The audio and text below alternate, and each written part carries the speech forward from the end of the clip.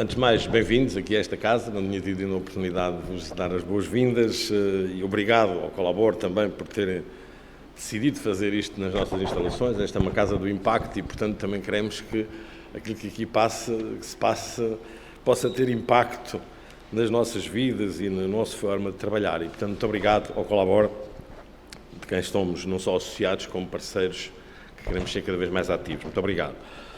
Vou dar aqui, enfim, vou-me conter em 2 ou 3 notas e vamos desculpar por isso. A primeira, e apanhando um bocadinho esta questão dos lares de idosos que falámos aqui, nós vivemos uma circunstância muito curiosa, porque, de algum modo, aquilo que caracteriza as soluções emergenciais é, naturalmente, e de uma forma geral, a sua imprevisibilidade, porque senão ter-nos-íamos preparado, suponho eu, e ter-nos-íamos tido a capacidade de reagir de uma forma ainda mais madura àquilo que se passou, mas eu falo disto porquê? Porque, relativamente à questão dos lares de idosos, por exemplo, que é um exemplo que tem vindo aqui a ser apresentado com muita intensidade, é bom que não nos esqueçamos de uma coisa: os lares de idosos foram sendo construídos ao longo das décadas, numa perspectiva da sua organização física e espacial, fundamentalmente virados para espaços de convívio e partilha. Não foram construídos, desenhados e pensados para espaços de isolamento, de afastamento. E muitas das nossas estruturas não têm nenhumas condições para assegurar, por exemplo, o afastamento dos doentes que estão, que estão infectados, chamemos-lhe assim. Pelo contrário, há dificuldades tremendas na organização desse espaço. Isso cria às instituições problemas sérios de trabalho, o que significa dizer que torna ainda mais, nestas soluções emergenciais, torna-se ainda mais visível a importância do trabalho colaborativo. Basta dizer que, por exemplo, em muitas circunstâncias, e eu posso dar aqui o exemplo da cidade de Lisboa, em muitas circunstâncias, o trabalho que foi feito só pode ter sido feito porque houve, de facto, um esforço de colaboração muito, muito intenso e muito estreito.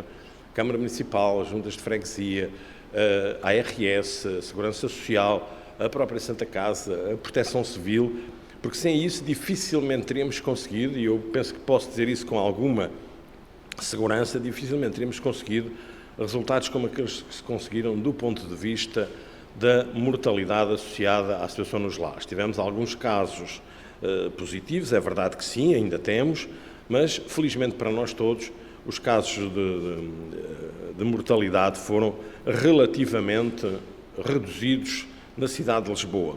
E isso foi possível porque, insisto, e só digo isto para tentar aqui, de alguma forma, sublinhar a importância deste esforço colaborativo.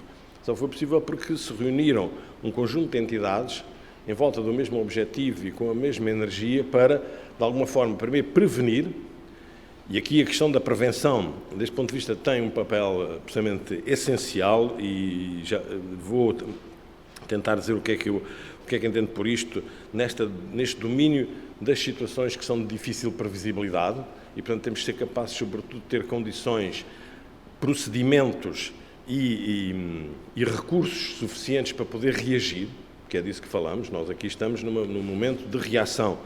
Isso supõe recursos técnicos, supõe recursos físicos, mas supõe, sobretudo, esta grande capacidade. E eu acho que o tema deste painel é muito interessante desse ponto de vista, supõe esta grande capacidade de colaboração, do colabor entre as diferentes instituições.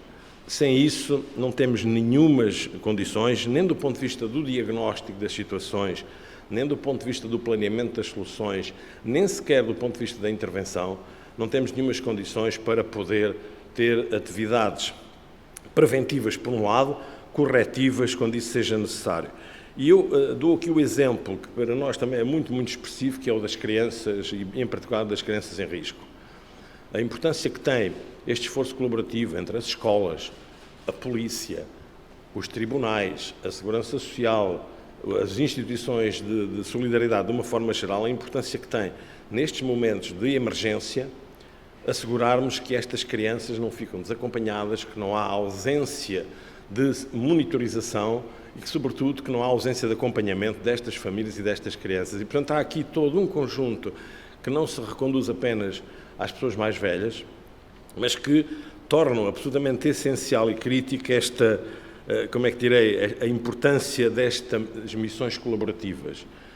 No caso das pessoas mais velhas, diria que a relação com os serviços de saúde é absolutamente essencial. Nós detectámos em muitas circunstâncias lares e instituições que tinham um escassíssimo, aliás, o padre Lino Maia referiu isto ainda agora mesmo, um escassíssimo apoio de saúde e, obviamente, que isto não é forma de assegurar as melhores condições de vida para estas pessoas. Portanto, dizer o quê? Que, do nosso ponto de vista, há aqui algumas lições a tirar. Primeiro, que é impossível responder às situações de emergência de forma isolada, completamente impossível. Depois que a questão da qualificação dos recursos ficou à vista de uma forma absolutamente dramática, ou seja, os cuidados prestados nas unidades que acolhem pessoas idosas no apoio domiciliário, ficou à vista de forma dramática a importância de qualificarmos muito estes recursos e de qualificarmos e darmos estatuto a esta atividade. Porque são atividades que temos vindo ao longo do tempo a considerar menores, desculpem-me esta expressão, mas que são, na prática, atividades maiores e relativamente às quais nós temos que dar uma atenção particular. E depois é importantíssimo que todos nós tenhamos uma consciência plena das prioridades, porque sem isso também parecemos, desculpem que diga, às vezes baratas tontas, não é? Porque andamos a correr, a apagar fogos de um lado para o outro, se não tivermos aqui uma noção muito rigorosa daquilo que são as nossas prioridades e neste domínio isso é, na minha perspectiva, absolutamente crítico. Portanto, dizer o que aí, vamos já calar, para não ultrapassar os 5 minutos, ou pelo menos não ultrapassar muito, dizer que este foi um momento de uma grande aprendizagem para nós todos, não é? E aprendizagem nesse sentido, a importância que tem o trabalho conjugado, o trabalho conjunto. Eu dou só mais um exemplo que penso que é muito expressivo disso mesmo. Nós fizemos em Lisboa um trabalho aqui no último ano, diria, de levantamento de todas as pessoas com mais de 65 anos vivendo sozinhas na cidade de Lisboa, ou sozinhas ou com outras pessoas da mesma faixa etária.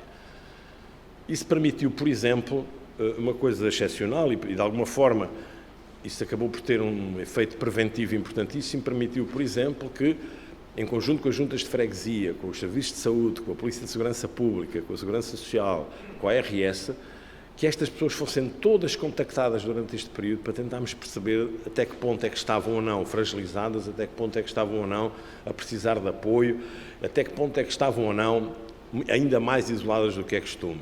E termino com isso, e é um desafio aqui para o Pedro e para a sua equipa em relação a esta questão dos lares e da mortalidade nos lares, ou em casa, porque não se sabe muito bem, a estatística não nos permite ser tão fino. Até que ponto é que o isolamento e o afastamento foram fatores que contribuíram para agravar as comorbilidades? Porque nós sabemos como é que, em muitas circunstâncias, a solidão e o isolamento nos torna mais desistentes da vida. E isso pode ter contribuído de alguma forma, diria, pelo menos temos alguns relatos desse tipo, a forma como as morbilidades se acentuam quando a pessoa está isolada, está sozinha, não conversa com ninguém, não vê a sua família, não contacta com os seus amigos. E isso pode ter sido um efeito que, se a demonstrar, se calhar tem que nos ajudar também a perceber como é que fazemos melhor para assegurar uma participação mais efetiva das pessoas na vida da sua comunidade, ainda que possam estar em lares, ainda que possam estar a precisar de cuidados. Obrigado.